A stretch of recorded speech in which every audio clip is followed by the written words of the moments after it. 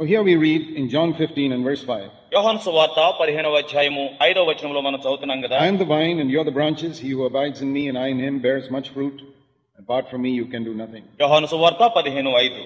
ద్రాక్షవల్లిని నేను, తీగెలు మీరు.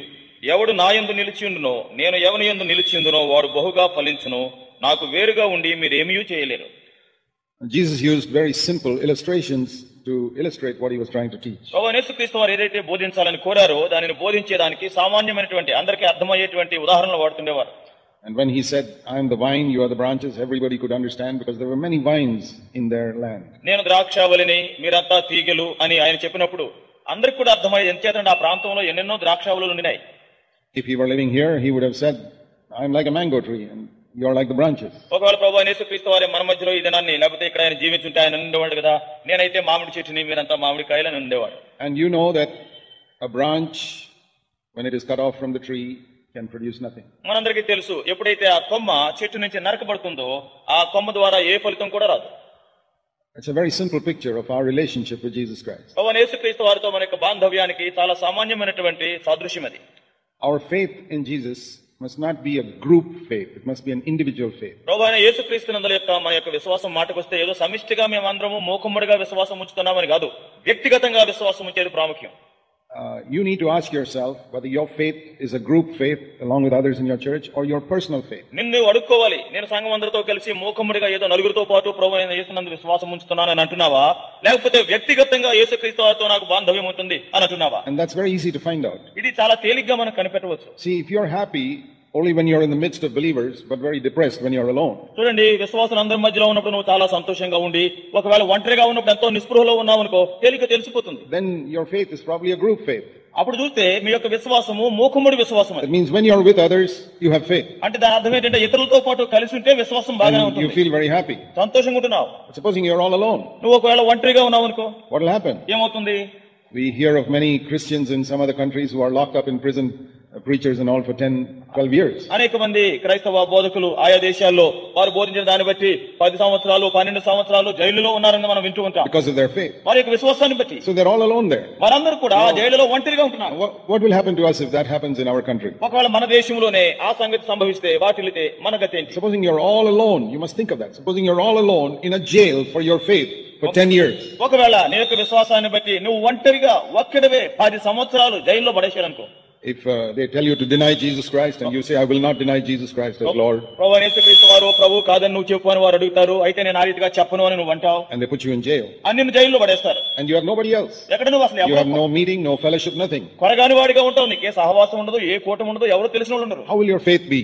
అప్పుడు నీ విశ్వాసం ఏ రీతిగా ఉంటుంది? And this is so important for us to have an individual faith. వ్యక్తిగత విశ్వాసము కలిగి ఉండుట ఎంతైనా అవసరం. And that's what Jesus was picturing in those branches in a tree. అందుచేతనే ప్రభువైన యేసుక్రీస్తు వారు ఆ చెట్టుకునేటువంటి కొమ్మలతో ఆయన సరిపోలుస్తూ ఉన్నాడు.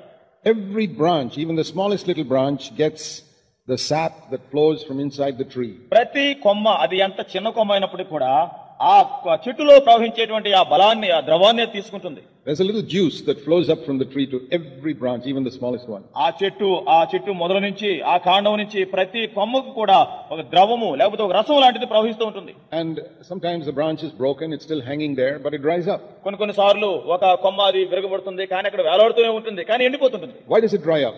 ఎందుకు ఆ రీతిగా ఎండిపోతుంది? Because the juice of the tree is not flowing into it anymore. ఎందుచేతంటే ఆ చెట్టు కాండం నుంచి ఆ ద్రవము, ఆ బలము దానిలో ప్రవహించడం లేదు. It hasn't fallen down, it's still sort of loosely connected there. అది పడిపోలేదు, ఏదో వదులుగా అక్కడ ఇంకా వేలాడుతుంది. Some believers are like that. కొంతమంది విశ్వాసులు ఆ రీతిగా ఉంటున్నారు. They are in the church, వారు సంఘంలోనే ఉన్నారు, but they don't have a personal connection with Jesus Christ. ప్రభువైన యేసుక్రీస్తు వారితో వ్యక్తిగత సంబంధం లేని వారుగా ఉన్నారు. And so they're hanging there, but there's no life in them. అందుచేత వాళ్ళు అక్కడ వేలాడుతున్నారు, కానీ వారిలో జీవం లేదు. None of us should be like that. మనలో ఏ ఒక్కరం కూడా ఆ రీతిగా ఉండకూడదు. Every single one of you, even a small child who's trusted in Jesus, must be like a branch in the tree. మనలో ప్రతి ఒక్కరం కూడా ప్రభువైన యేసుక్రీస్తునందు విశ్వాసం ఉంచిన చిన్న బిడ్డతో సైతము ఆ రీతిగా అతుకుబడి ఉన్నటువంటి కొమ్మగా ఉండాలి. And Jesus said that the branch, if it is in the tree, will produce fruit. ప్రభువైన యేసుక్రీస్తు వారు అన్నాడు కదా, ఈ రీతిగా ఆ కొమ్మ చెట్టును అంటిపెట్టుకొని ఉంటే అది ఫలాలు ఫలిస్తుంది. And when you think of that, it is very easy for the branch to produce fruit. ఆ రీతిగా మనం ఆలోచించినప్పుడు ఆ కొమ్మ చాలా తేలిగ్గా ఫలాలు ఫలిస్తుంది. Now, many people think it's very difficult to live the Christian life. అనేక మంది అనుకుంటారు కదా క్రైస్తవ జీవితం జీవించడం చాలా కష్టం అనుకుంటారు. Yeah, if you're not connected to the tree, it is very difficult. ఏ అనుమానం లేదు, కొమ్మగా నువ్వు చెట్టుతో అతుకుబడి ఉండకపోతే చాలా కష్టమే. In fact, it is impossible. నిజంగా చూస్తే అది అసాధ్యము. If you cut off a branch from a tree and you leave it lying on the ground, ఒకవేళ ఆ చెట్టు నుంచి కొమ్మను నరికివేసి దాన్ని ఆ రీతిగా నేల మీద పడేసి ఉంచామనుకో, how much fruit is it going to produce? అది ఎంతటి ఫలాన్ని ఫలిస్తుంది? Even whatever fruit is there will dry up. తీరా చూస్తే దానికి పండిన ఫలాలు కూడా ఎండిపోతాయి. It is impossible for that branch to produce fruit when it is cut off from the tree. ఆ రీతిగా నరకబడినటువంటి కొమ్మ ఫలాలు ఫలించుట అనేటువంటిది అసాధ్యం. The connection to the tree is what makes it so easy for the branch to produce fruit. ఆ చెట్టుతో తాను కలిసి అతకబడి ఉండట ద్వారానే తేలికగా ఫలాలు ఆ కొమ్మ ఫలించగలదు. And at the end of this verse, Jesus said this sentence, "Without me, you can do nothing." ఈ వచనం చివరిలో 15:5 చివరిలో యేసుక్రీస్తు వారు అంటారు కదా, నాకు వేరుగా ఉంది మీరేమీ చేయలేరు.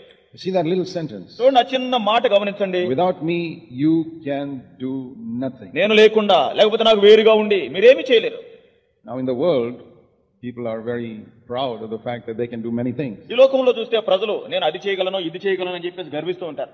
And especially rich people, they feel because they got money, they can do everything. ప్రత్యేకంగా ధనవంతులైన వారి మాటకు వస్తే మాకు డబ్బు ఉంది కదా, మేమేమైనా చేయగలము అని అనుకుంటారు. Or people know some influential ministers or rulers and they feel that because I know them, I can get anything done. ఇంకా చూస్తే కొంతమంది పరపతి కలిగిన వారు, మంత్రులు కావచ్చు, లేకపోతే నలుగురు తెలిసిన వ్యక్తులు కావచ్చు, వారు తెలుసు వీరు తెలుసు కనుక నేను ఎన్నో కార్యాలు చేయగలను అనుకుంటారు.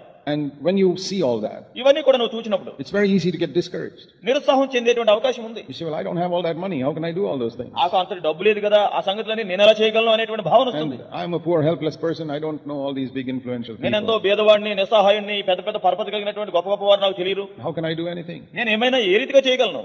But that is all a false picture that we see there. ఇదంతా చూస్తే మనం చూసేదంతా కూడా నకిలీ చిత్రం, నకిలీ దృశ్యం. The most important thing is not to have money or not to know all these big people, it is to abide in Jesus Christ. అన్నిటికన్నా ప్రాముఖ్యమైన సంగతి ఏంటంటే ఏదో డబ్బు కలిగి ఉండటం కాదు, పరపతి కలిగిన వారు తెలుసుండటం కాదు, యేసుక్రీస్తు వారితో అతుకుబడి ఉన్నావా లేదా అది. See, if a man is not in Christ, like a branch in a tree, ఒక కొమ్మ చెట్టుకి ఏ రీతిగా అతుకుబడి ఉంటుందో ఆ రీతిగా ఒక వ్యక్తి క్రీస్తునందు లేకపోతే, even if he has a lot of money, తనకి ఎంతో డబ్బు ఉన్నప్పటికీ, and even if he builds big houses and becomes a very rich man, పెద్ద పెద్ద బంగ్లాలు నిర్మించి తాను ఎంతో ధనవంతుడిగా ఉన్నప్పటికీ, and in the eyes of the world, it may look as if he can do many things. లోకం దృష్టిలో చూస్తే ఈ వ్యక్తి ఎన్నెన్నో చేయగలడు అని కనిపిస్తుంది.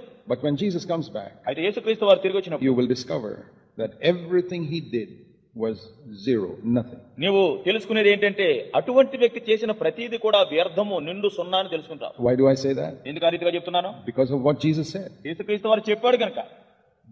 The heaven and earth will pass away, but this word will not pass away. భూమి ఆకాశాలు గతించిపోతాయి కానీ ఈ వాక్యం ఎప్పుడు గతించిపోదు. What did Jesus say? యేసుక్రీస్తు వారు ఏమన్నారు? Without me, you can do nothing. నాకు వేరుగా ఉండి నాలో లేకుండా మీరేమీ చేయలేరు. The devil says you can do many things సాతానుడు without Jesus. సాతానుడు అంటాడు కదా, యేసుక్రీస్తు వారు లేకుండా నువ్వు చాలా పనులు I చేసుకోవచ్చు say అంటాడు. no, that's a lie. అయితే యేసుక్రీస్తు వారు అంటాడు ఇదంతా కూడా అబద్ధము. The devil says, look at all these people in the world. Without Jesus, they are doing so many wonderful things. సాతానుడు అంటాడు కదా, ఈ లోకంలో ఉన్న ప్రజలను చూడు, యేసుక్రీస్తు వారు వారికి లేరు అయినప్పటికీ కూడా వాళ్ళు ఎన్నో కార్యాలు It చేస్తున్నారు. looks like they are doing many things. వారు అనేక కార్యాలు చేస్తున్నట్టుగా కనబడుతుంది. But I believe the word of the Lord Jesus Christ. అయితే నేను వాక్యాన్ని ప్రభువైన యేసుక్రీస్తు వారిని నమ్ముతున్నాను. And that is that anything done without him will finally become zero, nothing. దాని భావం ఏంటంటే ప్రభువైన యేసుక్రీస్తు వారికి వేరుగా ఉండి ఏమి చేసినప్పటికీ కూడా చిట్ట చివరికి అదంతా వ్యర్థమైపోతుంది. So whenever I look around and see a lot of people doing things, they are not depending on Jesus Christ. నేను ఎప్పుడైతే నా చుట్టూ చూసి అనేక మంది ప్రభువైన యేసుక్రీస్తు వారి మీద ఆధారపడకుండా ఎన్నెన్నో కార్యాలు చేయడం I చూసినప్పుడు say, I know that will amount to nothing finally. చిట్ట చివరికి అదంతా కూడా నిండు సున్నాని నేను ఎరుగుదును.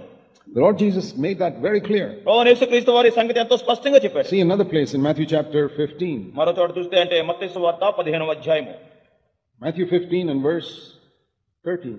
మత్తయి సువార్త 15:13. He said similar words with another picture. చూడండి, అదే మాటలు వేరే రీతిగా చిత్రీకరిస్తున్నాడు. The same truth. అదే సత్యం. Here he said it like this. ఆయన ఇక్కడ ఈ రీతిగా అంటున్నాడు, Every plant which my heavenly Father has not planted will be rooted up. ఆయన పరలోకమందున నా తండ్రి నాటని ప్రతి మొక్కయు పెళ్లగింపబడును. Supposing you see a plant there ఒకవేళ అక్కడ ఏదైనా మొక్క చూసావనుకో, and God has not planted it, దేవుడు దాన్ని నాటలేదనుకో, what Jesus was saying is one day it will be pulled out. యేసుక్రీస్తు వారు చెప్పేది ఏంటంటే ఒకనొక దినాన అది పెరిగిపోతుంది. So only what God has planted will remain for eternity. దేవుడు ఏదైతే నాటుతాడో అది నిత్యత్వం వరకు ఉంటుంది. Whatever we do apart from God will not remain forever. దేవునికి వేరుగా ఉండి నీవు నేను ఏమి చేసినా గానీ సదాకాలం అది నిలవదు. Jesus once said in Matthew 24, యేసుక్రీస్తు వారు ఒకసారి మత్తయి సువార్త 24లో అన్నాడు, he told his disciples. శిష్యులతో చెప్పాడు కదా, The disciples were pointing to the wonderful temple building in verse 1. మొదటి వచనంలో చూస్తే అద్భుతమైనటువంటి ఆ దేవాలయ కట్టడం వైపుగా శిష్యులు చూపించి వాళ్ళు అంటున్నారు, There was a huge building. ఇక్కడ చాలా పెద్ద కట్టడం ఉంది, It was the temple. అది దేవాలయం. And Jesus said, యేసుక్రీస్తు వారు అన్నాడు, not one stone, verse 2, will remain upon another, which it'll all be torn down. రాతి మీద రాయి ఒకటి అయినను ఇక్కడ నిలిచి ఉండకుండా పడద్రోయబడును అని ఆయన రెండవ వచనంలో అంటాడు. It looked very big in their eyes. వారి దృష్టిలో చూస్తే చాలా పెద్ద కట్టడంగా ఉంది, So big that they were admiring it. నిజంగా చూస్తే వాళ్ళు ఎంతో దాన్ని చూసి ఆహా ఓహో అంటున్నారు. But Jesus said, యేసుప్రభువు వారు అన్నాడు, these people don't allow my Father to be in this house. ఈ ఇంటిలో ఉండేదానికి నా తండ్రికి వీరు అనుమతించరు. They are making money here. ఇక్కడ వారు డబ్బు సంపాదించుకునేదానికి పెట్టుకున్నారు. They have come here to sell their doves and sheep and make a lot of money. వాళ్ళకు ఉండేటువంటి ఆ పావురాలు గొర్రెలు ఇవన్నీ అమ్ముకుని డబ్బులు సంపాదించుకోవాలని వచ్చారు. This is supposed to be my Father's house, but it's not my Father's house. ఇది నా తండ్రి ఇంటిగా ఉండవలసింది, కానీ ఆ రీతిగా లేదు. So even though it looks so big, ఇది ఎంత పెద్దగా కనబడుతున్నా సరే it will be destroyed. ఇది పడద్రోయబడుతుంది. And about 40 years after Jesus said that, it was actually destroyed. యేసుక్రీస్తు వారు ఈ మాట చెప్పిన ఇంచుమించు 40 సంవత్సరాల తర్వాత ఆ అక్షరార్థం అది పడగొట్టబడింది. Those Jews thought the temple will be there forever. ఆ యూదులు అనుకున్నారు కదా, ఈ దేవాలయం సదాకాలం ఉంటుంది అనుకున్నారు. And there are a lot of things that people do today, they think it will last forever. నేటి దినాల్లో అనేక మంది అనేక కార్యాలు చేస్తూ ఇవి సదాకాలం ఉంటాయి అనుకుంటున్నారు. See what it says in 1 John chapter 2. మొదటి యోహాను పత్రిక 2వ అధ్యాయంలో ఏముందో చూద్దాం. 1 John chapter 2 మొదటి యోహాను పత్రిక 2వ అధ్యాయము and verse 17. 17వ వచనము. The world is passing away and all its lusts, but the one who does the will of God will remain forever. లోకమును దాని ఆశయు గతించిపోవచ్చున్నవి గాని దేవుని చిత్తమును జరిగించువాడు నిరంతరమును నిలుచును. You know, when we look around in the world, we may think a lot of things. People have been very fortunate to have so many things and to do so many things. లోకంలో మనం చూసినప్పుడు చుట్టూన్న వారు అరే వారు ఎంత అదృష్టవంతులు, వారికి అన్ని సంగతులు ఉన్నాయి, ఎంత ఆస్తి ఉందని చెప్పేసి మనం అనుకుంటూ ఉంటాం. But if you have the eyes of faith, you will see that all these things will perish. అయితే నీకు విశ్వాస నేత్రాలుగా ఉంటే నువ్వు గుర్తించేది ఏంటంటే ఇవన్నీ కూడా నాశనం అయిపోతాయి. And you will know that it's true what God's word says, that only one who does the will of God will remain forever. దేవుని యొక్క వాక్యంలో చెప్పబడిన రీతిగా దేవుని చిత్తము చొప్పున జరిగించి వాడు మాత్రమే నిరంతరము నిలుస్తాడనేది నువ్వు నమ్మగలవు. And if you can understand that truth when you're very young, you can live your whole life doing the will of God. నీ యవ్వన ప్రాయంలోనే ఈ సత్యాన్ని గాని నువ్వు గ్రహించగలిగితే నీ జీవిత కాలం అంతా కూడా దేవుని చిత్తము జరిగిస్తూ ముందుకు పోవచ్చు. I realized that when I was a young man. నా మట్టుకొస్తే నేను యవ్వన ప్రాయుడిగా ఉన్నప్పుడే అది గుర్తించాను. Only the one who does the will of God will remain forever. ఎవరైతే దేవుని చిత్తము చొప్పున జరిగిస్తాడో ఆ వ్యక్తే సదాకాలం ఉంటాడు. A lot of people do so many big things. ఎంతో మంది ఎన్నెన్నో గొప్ప గొప్ప పనులు It will చేస్తారు, all pass away. అవన్నీ నశించిపోతాయి. Whatever is in the will of God, that will remain forever. దేవుని చిత్తము చొప్పున జరిగే కార్యమే నిలుచుంటుంది. And that is why it's very, very important for us to always know the will of God in everything. అందుచేతనే ప్రతి విషయంలో కూడా దేవుని యొక్క చిత్తాన్ని కనుగొనడం మనకి ఎంతో ప్రాముఖ్యమైన సంగతి. Because that's the only thing that will remain forever. ఎందుచేతనంటే అది మాత్రమే సదాకాలం నిలిచేది. If you're building a house, do you want to build a house that will be destroyed within 1 week? ఒకవేళ నువ్వేదైనా ఇల్లు కట్టాలనుకుంటే ఏదైనా కడుతున్నప్పుడు వారంలో పడిపోయే ప్రమాదం ఉంది. No, you want to build a house that will last for many years. అయితే అనేక సంవత్సరాలు ఉండాలని నువ్వు కడతావు. In the same way, అదే రీతిగా you need to realize that what you do must last for eternity. అదే రీతిగా నువ్వు ఏదైతే చేస్తున్నావో ప్రతి కార్యం కూడా నిత్యత్వంలో నిలిచి ఉండాలని నువ్వు కోరుకోవాలి. And Jesus said, only if you do the will of God in your life every day, that will remain forever. యేసుప్రభువు వారు అంటున్నాడు కదా, నీ జీవితంలో ప్రతిదినం కూడా దేవుని చిత్తం చొప్పున జరిగిస్తేనే అది నిరంతరం నిలుస్తుంది. And the will of God is revealed in the Bible. దేవుని యొక్క చిత్తం ఏంటో దేవుని యొక్క వాక్యంలో ఉంది. That's why it's important to know what God's word says. అందుచేతనే దేవుని యొక్క వాక్యం ఏమి చెప్తుందో మనం తప్పక తెలుసుకోవాలి. And we can do the will of God only if we remain in Jesus like the branch in the tree.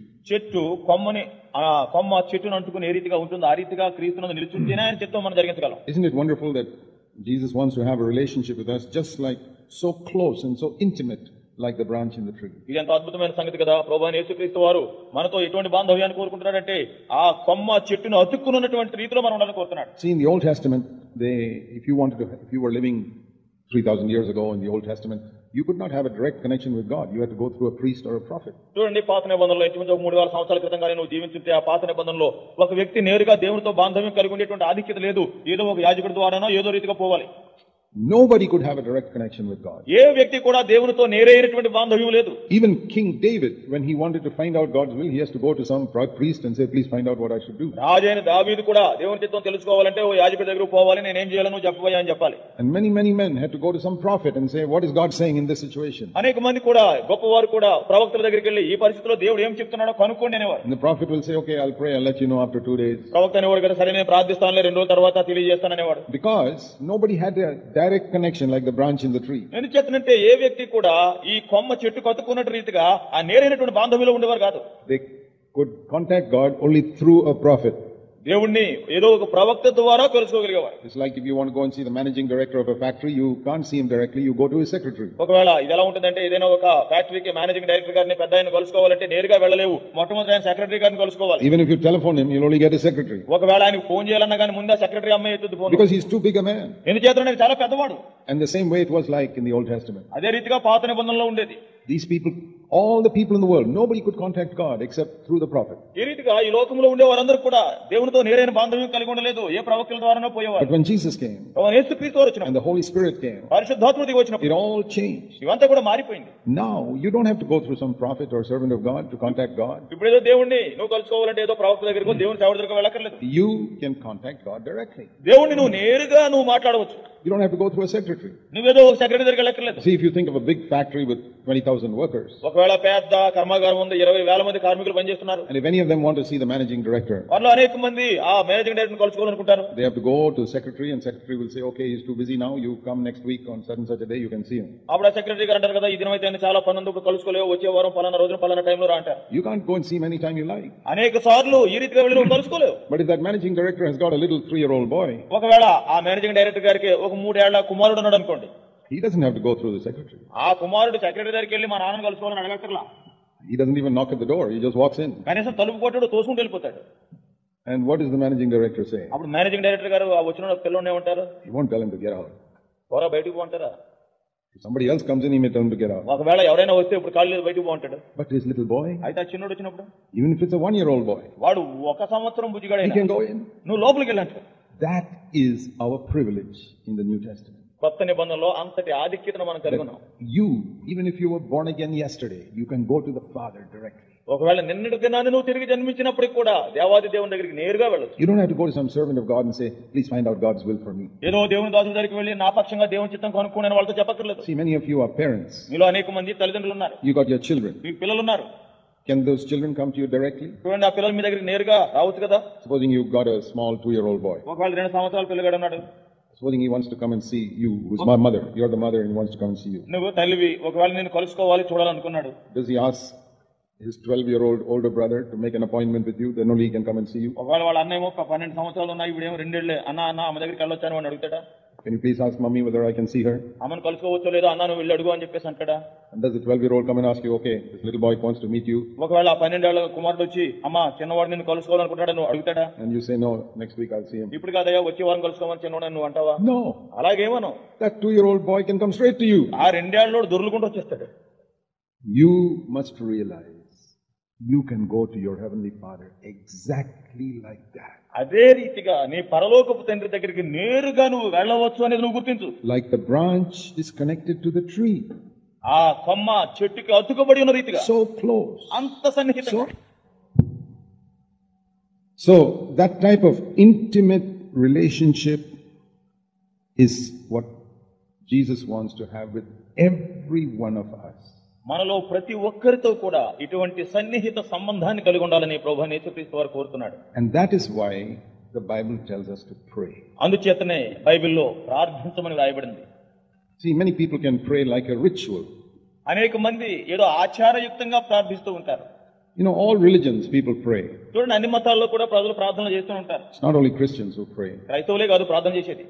All religions, they have prayer meetings. అన్ని మతాల్లో కూడా ప్రార్థించే కూడికల వరకు ఉన్నాయి.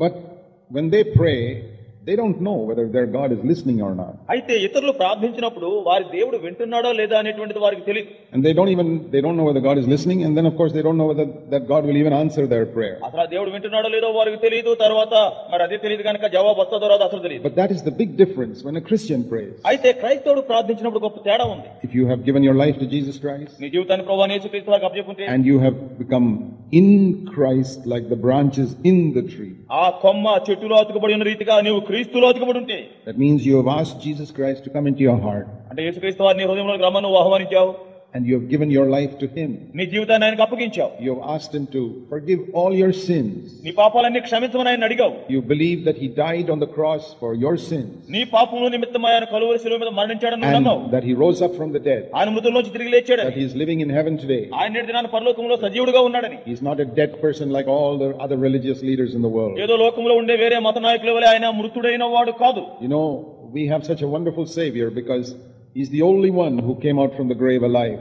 మనం ఎంత అద్భుతమైన రక్షకుని కలిగి ఉన్నాం. ఆయన ఒక్కడే మృతులలో నుంచి పునరుద్ధరణుడిగా తిరిగి లేచాడు. So many millions of people have lived in the world. ఈ లోకంలో కోట్లాది మంది జీవించారు. So many religious leaders ఎంతో మంది మత నాయకులు who బ్రతికారు. started all these religions in the ఈ world. లోకంలో ఎన్నెన్నో మతాలు వాడు స్థాపించారు. But where are all those religious leaders today? నేటి దినాన్ని ఆ మత నాయకులందరూ ఎక్కడ? They're all dead in the grave. Their bones even have become dust. వారందరూ కూడా చనిపోయారు. వాళ్ళ యొక్క ఎముకలు కూడా మట్టయిపోయినాయి. Whatever wonderful things they may have said when they were alive, వారు సజీవులుగా ఉన్నప్పుడు ఎన్ని అద్భుతమైన మాటలు వాళ్ళు even చెప్పారు. their bones have become dust today. నేటి దినాన్ని చూస్తే వారి యొక్క ఎముకలు సైతము మట్టయిపోయినాయి. But it was different with the Lord Jesus Christ. ప్రభువైన యేసుక్రీస్తు వారి విషయంలో సంగతి ఆ రీతిగా లేదు.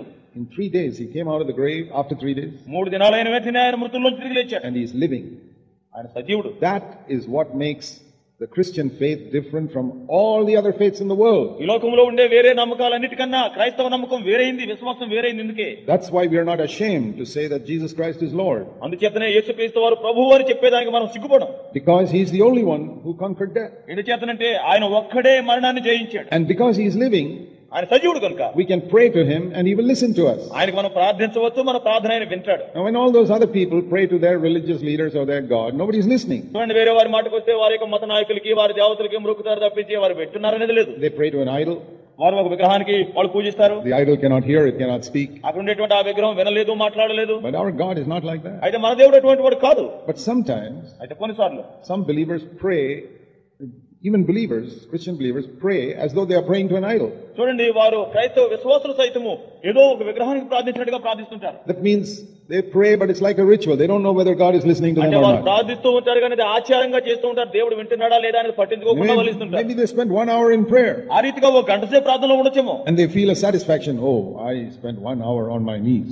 నేను నా మోకాళ్ళ మీద గంట సేపు గడిపానని వాళ్ళకి తృప్తి ఉంటే ఉండొచ్చు. What is the use spending 1 hour on your knees if God didn't listen to you? దేవుని యొక్క ప్రార్థన వినకపోతే గంట సేపు మోకాళ్ళ మీద ఉండే లాభం. The important thing is, did God listen to you? ప్రాముఖ్యమైన సంగతి ఏంటంటే నీ ప్రార్థన దేవుడు విన్నాడా? So whenever you pray, నువ్వు ప్రార్థించినప్పుడల్లా, supposing someone were to come and ask you, ఒకవేళ ఎవరైనా వచ్చి నేను అడగొచ్చు, did God listen to you there? దేవుడు నీ ప్రార్థన విన్నాడా? You say, well, I hope so, I don't know. వినుండొచ్చులే అనుకుంటున్నాను అన్నావు అనుకో. Then you're just like praying to an idol. నీవు ఏదో విగ్రహాన్ని ప్రార్థించిన వాడితో సమానం. Because you go to a man who prays to an idol, he says the same thing. ఒకవేళ విగ్రహం ఆరాధించే వాడి దగ్గరికి వెళ్ళి నువ్వు ప్రార్థించినప్పుడు ఏంటంటే వాడు కూడా అదే మాట. And then you ask one more question. Do you think your God will answer this prayer you prayed? ఎదుటివాడు ఇంకో ప్రశ్న వేసాడు అనుకో, నువ్వు చేసిన ప్రార్థనకి నీ దేవుడు జవాబిస్తాడని నువ్వు నమ్ముతున్నావా? I don't know. తెలవదయ్యా. That's because we are not abiding in Jesus Christ. అది ఎందుకంటే క్రీస్తునందు మనం నిలిచి ఉండటం లేదు కనుక.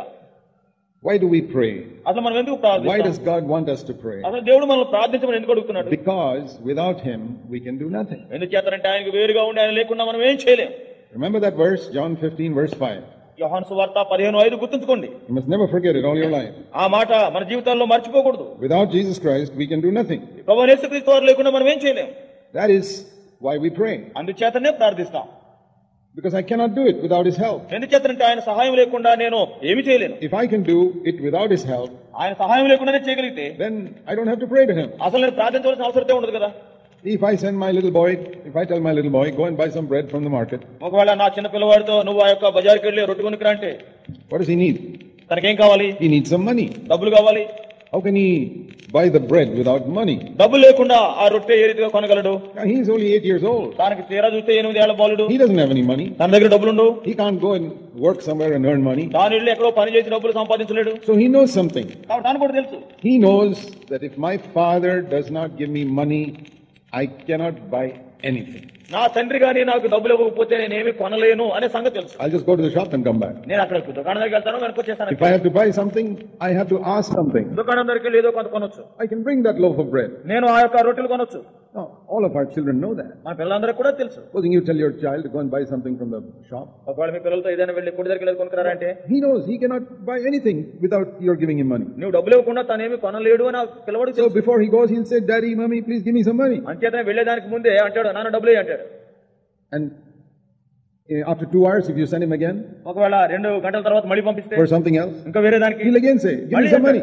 డబ్బులు ఇయ్యి అంటాడు. You send him 10 times a day, 10 times he'll come to you and say, give me some money. 10 సార్లు నువ్వు దుకాణానికి పంపించే రోజుకి 10 సార్లు వస్తాడు, డబ్బులు ఇయ్యి అంటాడు. Even if you want him to buy a small thing which is worth only 1 rupee, he'll say, give me some money. ఒకవేళ చిన్న సంగతి రూపాయి విలువైంది కొనమన్నా గానీ రూపాయి ఇయ్యి అంటాడు. Or 100 rupees worth, he'll say, give me money. 100 రూపాయలు విలువైందన్నా గానీ 100 రూపాయలు ఇయ్యి అంటాడు. That is what prayer is. ప్రార్థన అంటే అదే. That means I cannot go and do anything for God without His giving me His power. దాని భావం ఏంటంటే దేవుడు తన శక్తిని నాకు ఇవ్వకుండా నా అంతట నేను వెళ్ళి ఏ పని చేయలేను.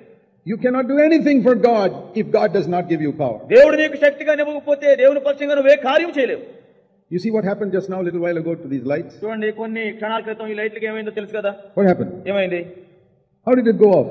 ఎలా గారిపోయినాయి? How it was burning for such a long time, suddenly it went off. చూడండి, ఎంతసేపు కూడా వెలుగుతున్నాయి కదా, ఉట్టినేది గారిపోయినాయి. Because the electricity stopped. ఎందుచేతంటే వచ్చే విద్యుత్ ఆగిపోయింది. And this light says, ఈ లైట్ అంటది కదా, as long as you give me electricity, I'll burn. విద్యుత్ నువ్వు తీగలోంచి వచ్చినంత సేపు నేను మండుతుంటాను. If you don't give me electricity, I'll stop. నువ్వు మండకపోతే నేను ఆరిపోతా. We have to learn the same lesson. కాబట్టి అదే పాఠం నేర్చుకోవాలి. This light says, ఈ లైట్ అంటుంది, without electricity, I can do nothing. విద్యుత్ లేకుండా నేనేం చేయలేను. And the fan also says the same thing. Fan కూడా అదే, Without electricity, I can do nothing.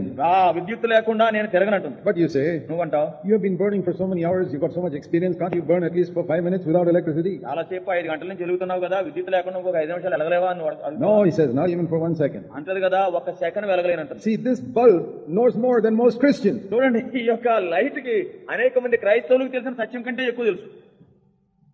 We think we can do at least 5 minutes, we can do something without the Lord. మనం అనుకుంటాం కదా, ప్రభువైన యేసుక్రీస్తు వారు లేకుండా 5 నిమిషాలు నేను ఏదో మొత్తం మీద అటు ఇటు ఏదో చేస్తాను అనుకుంటాం. 5 years and all we may not be able to do, but 5 minutes definitely we can do something. 5 సంవత్సరాలు చేయలేకపోవచ్చాము కానీ 5 నిమిషాలు చేయలేమా అని అనుకుంటాం. But this bulb says even 1 minute I cannot burn without అయితే electricity. ఈ బల్బ్ అంటుంది కదా, 1 నిమిషం కూడా నేనేం చేయలేను అంటుంది. And we saw that just now. ఇప్పుడే మనం చూసాం. And then little later when the electricity came, it burns immediately. అందుచేతనే వెంటనే మరలా విద్యుత్ రాగానే వెంటనే వెలుగుతున్నాయి. So what is the great thing here? ఇక్కడ చూస్తే ఉన్న గొప్ప సంగతి ఏంటి? Not the bulb, ఇక్కడ బల్బు కాదు, the electricity. ఉండే విద్యుత్ గొప్పది. So also with us, మన విషయంలో కూడా అంతే. we are like a bulb. మనం ఆ బల్బు లాంటి వాళ్ళమి. Jesus used the example of a branch, but if he were here today, he may have used the example of a bulb also. యేసుక్రీస్తు వారు అక్కడ ఒక కొమ్మ చెట్టు గురించి ఉదాహరణ చెప్పారు. ఒకవేళ ఈ దినాన్ని ఆయన ఇక్కడ ఉంటే ఆ బల్బు విద్యుత్ గురించి చెప్పుండేవాడు. See, in those days, he used the example of branch because everybody understood that juice from the tree goes into the branch and it produces the fruit. ఆ దినాల్లో ఆయన కొమ్మ ఆ ఉదాహరణ తీసుకున్న కారణం ఏంటంటే, ఆ దినాల్లో ప్రతి వారికి కూడా ఆ కాండం నుంచి ఆ ద్రవ పదార్థము బలమంతా కూడా ఆ కొమ్మలో ప్రవహించి జీవించేదని అందరికీ తెలుసు. This electricity is also like a juice that flows through the wire into the bulb. ఈ విద్యుత్ కూడా ఆ రీతిగా వైర్లో ప్రవహించేటువంటి ఆ రసం లాంటిది బల్బు చెందుకు వస్తుంది. And it makes it burn. వెంటనే అది మండేటట్టు వెలిగేటట్టు Just like the juice in the tree makes the fruit. ఆ రీతిగానే ఆ ఉండేటువంటి ఆ చెట్టులో ఉండేటువంటి ఆ రసము ఆ ఫలాన్ని ఇచ్చే రీతిగా. I'm sure if Jesus were here today, he would have used this example. యేసుక్రీస్తు వారి దినాన్ని ఇక్కడ ఉండుంటే ఈ ఉదాహరణ చెప్పుండేవాడేమో. That let my electricity flow into your life. నా విద్యుత్తు నీలో ప్రవహించనివ్వు, and you will burn. అప్పుడు నువ్వు వెలగగలవు. And if you see some bulb shining very brightly, చూడండి, ఏదైనా ఒక బల్బు ఎంతో ప్రకాశవంతంగా వెలగడం చూస్తే what does it prove? దాని యొక్క What does that prove? నిర్ధారణ రుజువేంటి? It proves that it allows all the electricity to come through it. అదేం చెప్తుందంటే తన ద్వారా విద్యుత్ ప్రవహించేదానికి అనుమతిస్తుంది. That is how God wants us to live. ఈ రీతిగా క్రీస్తు మనం జీవించాలని కోరుతున్నాడు. When you see a godly man ఏదైనా భక్తి గల వ్యక్తిని who lives చూసినప్పుడు, a holy life, పరిశుద్ధ జీవితాన్ని జీవించే who వ్యక్తిని, never grumbles or complains about anything, ఎప్పుడు సనగడో దేని గురించి ఫిర్యాదులు చేయని who వ్యక్తి, is always rejoicing in the Lord, ఎప్పుడు ప్రభువునందు సంతోషించే వ్యక్తి, and who always has a word of encouragement for you, ఎప్పుడు కూడా నీకు ప్రోత్సాహాన్ని చెప్పే మాటలు పలికేవాడిని, to lift up your spirit, నిన్ను ఎంతో ఉత్తేజితం చేసే వ్యక్తి. he doesn't prove that he is anything. తానేదో అయి ఉన్నాడని ఎప్పుడు అన్నాడు. He is only like a bulb. తాను ఒక దీపం bulb లాంటాడు. If the electricity goes, immediately he'll become like all the other useless people in the world. ఒకవేళ ఆ విద్యుతే గాని పోతే ఇంకా లోకంలో ఉండే నిరుపయోగమైన వ్యక్తుల్లా తాను కూడా మారిపోతాడు. But because he's connected to God, తాను దేవునితో అతుకబడినాడు కనుక he's always burning. ఎప్పుడు తాను And you వెలుగుతుంటాడు. can be like that. నువ్వు కూడా అలా ఉండొచ్చు. In the God supply, this supply of God's electricity never stops. చూడండి, దేవుని యొక్క సరఫరా, దేవుడు ఇచ్చేటువంటి సరఫరా ఎప్పుడు ఆగదు. This thing may stop. బహుశా ఈ విద్యుత్ ఆగొచ్చేమో. But God's supply of His Holy Spirit అయితే దేవుడు తన యొక్క పరిశుద్ధాత్మను సరఫరా చేసేది will never stop. ఎప్పుడు ఆగదు. I may block it by some sin in my life. నా జీవితంలో ఏదో పాపాన్ని బట్టి నేను దాన్ని అడ్డుకోవచ్చేమో. And you can block it by doing something wrong in your life. నీ జీవితంలో ఏదో పొరపాటు చేసి ఆ ప్రవాహాన్ని ఆపొచ్చేమో. See, when you do something wrong in your life, నీ జీవితంలో ఏదైనా పొరపాటు నువ్వు చేస్తే, that is like this electric wire breaking. అది ఈ ఎలక్ట్రిక్ తీగ తెగిపోయినట్టుగా ఉంటుంది. And that happens sometimes. కొన్నిసార్లు ఆ రీతిగా విడిపోతుంది. You know, something is not burning. కొన్నిసార్లు అది వెలగడం లేదు. And then you call the electrician. వెంటనే ఆ electrician పిలుస్తావు. And the electrician comes in, there's a break in the wire here. That's why it's not burning. కాబట్టి వెంటనే ఎలక్ట్రీషియన్ అంటే ఇక్కడ ఈ వైర్ తెగిపోయింది కదండి, అందుకనే వెలగడం లేదంటే. It's so simple. చాలా సామాన్యమైంది. He just joins up the wire and puts some insulation tape and that's finished. వెంటనే ఆ రెండు తీగలు కలుపుతాడు, దానికి టేప్ అంటిస్తాడు, వెంటనే వెలుగుతుంది. It's just 2 minutes job. 2 నిమిషాల పని. But if you don't know that, అయితే అది తెలియకపోతే you can live in darkness wondering what is wrong. నీవు అంధకారంలో జీవితం ఏమైందా అని. And whenever darkness comes into your life, ఎప్పుడైతే నీ జీవితంలోకి చీకటి వస్తుందో, please remember this. గుర్తుంచుకో, The wire is broken. ఆకున్నటువంటి ఆ తీగ తెగిపోయింది. Like Jesus said, the branch is broken from the tree. యేసుక్రీస్తు వారు చెప్పారు కదా, ఆ చెట్టు నుంచి కొమ్మ వేరైపోయిన రీతిగా. Today we can say the wire is broken. నేటి దినాన మనం చెప్పొచ్చు ఆ తీగ తెగిపోయింది. And the electricity is not able to flow. ఇప్పుడు ఆ యొక్క విద్యుత్ ప్రవహించడం లేదు. So if you know a little bit about electricity, కాబట్టి ఈ యొక్క విద్యుత్ గురించి నీకు ఏమైనా కొంత తెలుసుంటే, you don't need to call an electrician. నీవు electrician పిలవక్కర్లేదు. Because these things anybody can do. ఏం చేద్దాం, నువ్వు ఎవరైనా చేయొచ్చు. You just connect up those 2 bits of wire. ఆ రెండు తీగలు కలుపుతావు, And then the current flows again. వెంటనే విద్యుత్ ప్రవహిస్తుంది. It's the same in our life. మన జీవితాల్లో కూడా అంతే. When our connection with God is broken because you did something wrong. నీ జీవితంలో ఏదో పొరపాటు చేశావు, దేవునితో ఉండేటువంటి ఆ యొక్క బాంధవ్యం తెగిపోయింది. Okay, how do you know you did something wrong? ఏదైనా పొరపాటు చేశాను అని నీకు ఎలా తెలుస్తుంది? How do you know when the wire is broken? ఎందుకు ఆ యొక్క తీగ తెగిపోయిందని మనకు ఎలా తెలుస్తుంది? It becomes dark. ఎందుకంటే చీకటి అయిపోతుంది. Then you know the wire is gone. అప్పుడు ఈ యొక్క తీగ ఏదో అయినట్టు తెలుసుకుంటావు. So when something becomes dark in your life, నీ జీవితంలో ఏదో ఒక అంధకారం తోడు చేసుకుంటే, dark means you are in unrest. The peace is gone. అంధకారం అంటే నీవు విశ్రాంతి లేకుండా ఉంటావు, శాంతి పోతుంది. Darkness means the joy has gone out of your life. Now you are discouraged. చీకటి అంటే నీ జీవితంలో ఉండే సంతోషం పోయింది, నువ్వెంతో నిరుత్సాహంలో ఉన్నావు. Darkness means you're not giving thanks for everything. Now you're grumbling about so many things. అంధకారం అంటే నువ్వు ప్రతిదానికి వందనాలు చెప్పడం లేదు, ఊరిక సణుగులు గొణుగుల్లో ఉన్నావు. Then you know the connection is gone. అక్కడ ఉండేటువంటి తీగ తెగిపోయిందని తెలుస్తుంది. What must we do? ఇప్పుడు ఏం చేయాలి? The Bible says all you have to do is confess your sin. బైబిల్లో ఉన్నటువంటి మాట ఏంటంటే, నువ్వు చేయవలసిందల్లా ఒకటే, నీ పాపాలు ఒప్పుకో. You have to go to your father. నీ తండ్రి దగ్గరికి వెళ్ళాలి. Say, Father, I'm sorry, I did something wrong. నేను చింతిస్తున్నానండి, ఇంత నేను పొరపాటు Please చేశాను, forgive me. నన్ను క్షమించండి. And then the connection is restored again. వెంటనే మరలా తీగలు How do you కలపబడతాయి. know it's restored? ఏ రీతిగా కలపబడిందని నీకు తెలుస్తుంది? The light comes on again. మరలా వెలుగొస్తుంది. The joy comes back in our life. మరలా సంతోషం నీ The జీవితంలో, peace comes back in our life. నీ జీవితంలో మరలా శాంతి వస్తుంది. Now God's will is దేవుడు చిత్తం ఏంటంటే, that these characteristics of the Holy Spirit should always be in our life. పరిశుద్ధాత్మ యొక్క ఈ లక్షణాలన్నీ కూడా ఎప్పుడు మన జీవితంలో ఉండాలనేది. Jesus spoke about the branch bringing forth fruit. యేసుక్రీస్తు వారు ఆ యొక్క కొమ్మ ఫలించడం గురించి చెప్పాడు. The Bible says the fruit of the Spirit is love, joy, peace. బైబిల్లో రాయబడింది కదా, ఈ యొక్క ఆత్మ ఫలం ఏంటంటే ప్రేమ, సంతోషము, సమాధానము. Just think of those 3. There are 9 things mentioned there, but just look at these 3. అక్కడ 9 సంగతులు ఉన్నాయి, కనీసం ఈ 3 సంగతులు చూడండి. My life is supposed to be always full of love, just like this light burning all the time. ఈ light ఏ రీతిగా అయితే ఎల్లవేళలా వెలుగుతూ ప్రకాశిస్తూ ఉందో, అదే రీతిగా నా జీవితం ఎప్పుడు కూడా ప్రేమతో నింపబడి ఉండాలి. Now some people say, కొంతమంది అంటారు, oh, but people hate me so much. ప్రజలు నన్ను ఎంతో How ద్వేషిస్తున్నారు, can I love them? నేను ఏ రీతిగా వారిని ప్రేమించాలి? Now see, outside, after a little while, it will become dark. చూడండి, బయట కాసేపు అయిన తర్వాత చీకటి అయిపోతుంది. In another 2-3 hours, it will become really dark. ఒకవేళ ఇంకా 2-3 గంటలు అయిన తర్వాత బాగా కడిగి చీకటి. But will this light stop burning? అంటే బయట కటికి చీకటి ఉందని లోపల ఆరిపోతాయా? Will this light say, oh, it has become so dark, now I cannot burn? కాబట్టి బయట చాలా చీకటిగా ఉంది కదా, ఇంకా నేను వెలగలేను అనుకుంటుందా ఈ లైట్? No. అలా అనుకోదు. Because this light says, my light does not depend on that darkness. ఈ లైట్ ఏముంటుందంటే, బయట చీకటి మీద నా యొక్క వెలుతురు ఆధారపడి లేదు. It says 10 o'clock in the morning I can burn just like this, at 10 o'clock at night I can burn just like ఈ this. లైట్ ఏముంటుందంటే, ఉదయకాలం 10 గంటలకు ఈ రీతిగా నేను వెలగలను, రాత్రి 10ంటికి కూడా ఇలాగే వెలగలను. Because it is not dependent on this sunlight. ఎందుచేతనంటే ఇది ఆ బయట ఉండేటువంటి ఆ సూర్య వెలుతురు మీద ఆధారపడి లేదు. It is getting electricity. అది విద్యుత్ పొందుతుంది. And Jesus says, యేసుప్రభువు అంటాడు, if I am dependent on God like that, నేను దేవుని మీద ఆ రీతిగా ఆధారపడి ఉంటే, whether other people love me or hate me, I can still love them. వేరే వారు నన్ను ప్రేమించినా ద్వేషించినా నేను మాత్రం వారిని ప్రేమించగలను అన్నాడు. Now, worldly people can never do that. లోకస్తులు ఎప్పుడూ ఆ రీతిగా చేయలేరు. In the world, లోకంలో they will love you if you love them. నువ్వు వారిని ప్రేమిస్తే వారు నిన్ను ప్రేమిస్తారు. You give them a gift, they'll give you a gift. మీరు వాళ్ళకి ఏదైనా ఒక బహుమతి ఇస్తే వాళ్ళు బహుమతి ఇస్తారు. You greet them, they'll greet you. ఒకవేళ నిన్ను వారిని దుఃఖ పెడితే నిన్ను దుఃఖ పెడతారు. If you visit their house, they'll visit you. ఒకవేళ వారి ఇంటిని నువ్వు దర్శిస్తే అప్పుడు మీ ఇంటికి వస్తారు. That's how they are. లోకం ఆ రీతిగా ఉంది. But God's people are not like that. దేవుని ప్రజలంటే ఆ రీతిగా ఉంటారు. Jesus said you must greet and welcome those who don't greet and welcome you. యేసుక్రీస్తు వారు అన్నాడు కదా, నీకు వందనాలు చెప్పకపోయినా గానీ ఎదుటి వారికి వందనాలు చెప్పని ఆహ్వానించన్నాడు. And you must love those who don't love you. నిన్ను ప్రేమించని వారిని ప్రేమించు. Who can do that? ఎవరు చేయగలరు? Only the branch that is in the tree. ఏ కొమ్మ అయితే చెట్టులో అతుకబడిందో ఆ కొమ్మ చేయగలరు. Otherwise we'll be just like the people in the world. లేకపోతే లోకస్తుల వలెనే ఉంటాం. And I'm sorry to say, lots and lots of believers are just like the people in the world. అనేక మంది, చాలా మంది విశ్వాసులు లోకస్తుల వలె ఉంటున్నారని చెప్పడానికి చింతిస్తున్నాను. You know how the people in the world, they only love maybe their own family. చూడండి, లోకస్తులు ఎలా ఉంటారంటే వారి కుటుంబస్తులను మాత్రమే ప్రేమిస్తుంటారు. A lot of Christians are like that. ఎంతమంది క్రైస్తవులు కూడా అరుచుకున్నారు. If you belong to my church, I love you. నీవు నా సంఘానికి వస్తే నేను ప్రేమిస్తాను. If you belong to some other church, no, I don't love you. నువ్వు వేరే సంఘానికి వెళ్తే నేను ప్రేమిస్తాను. That's not Christianity. అది క్రైస్తవత్వం కాదు. I may not agree with them. బహుశా వారు చెప్పే మాట అన్నిటికీ నేను ఒప్పుకోకపోవచ్చు. There are many Christians I don't agree with. అనేక మంది క్రైస్తవులు ఉన్నారు, వారికి చెప్పే మాటలు కొన్ని నాకు నచ్చవు. There are many Christians I cannot work with because I don't agree with their methods. అనేక మంది క్రైస్తవులు ఉన్నారు, వారితో కలిసి పని చేయలేదు, ఎందుకంటే కొన్ని విషయాలు అభిప్రాయ భేదాలు ఉన్నాయి. I'm not here to criticize them. God is their judge. అయినా కానీ వారిని విమర్శించకూడదు, ఎందుకంటే దేవుడే వారికి తీర్పు. They are not my servants. They are God's servants. వారు నా దాసులు కాదు, వారు దేవుని దాసులు. So I don't judge them. నేను వారికి తీర్పు తీర్చను. I may not be able to agree with them. I may not be able to work with them.